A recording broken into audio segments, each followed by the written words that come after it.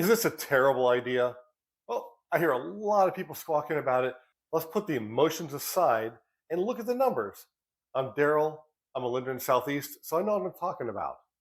So let's take a look at a first time homebuyer who can't afford a 30-year mortgage, but they can qualify for a 50. All right, $350,000 house. They're going to put 3% down on a first time homebuyer program. Their credit's not great, so they're going to get a 7% interest rate, and the house is going to go up at 5% annually in value. Payment. Payment on a 30-year mortgage would have been $2,258. 50-year, 2008, $250 difference. That's over 10%, $250 lower on a 50-year. That makes a big difference in qualifying. In 7 years, what's the appreciation in equity in that house at 5% every year? Well, on a 30-year mortgage, they're going to have $193,000 of equity. That house is going to be worth $492,000. On a 50-year mortgage, their equity is going to be $165,000. Why? Because that house went up in value and they paid some of the principal down. Now, the difference is $28,000.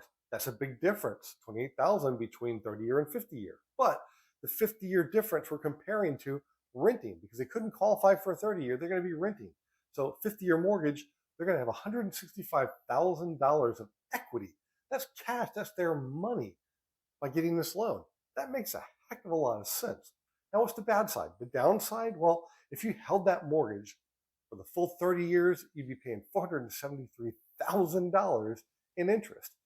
And if you paid off the 50-year mortgage in 50 years, you'd pay $865,000 in interest on that $350,000 house.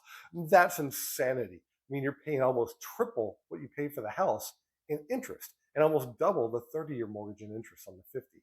So that doesn't make sense. But the reality is only 8% of people hold a 30-year mortgage for 30 years. And I would bet nobody will hold a 50-year mortgage for 50 years. Nobody's going to pay it till the end. They're going to refinance it, sell the house, whatever. You're not going to be doing that. So does it make sense?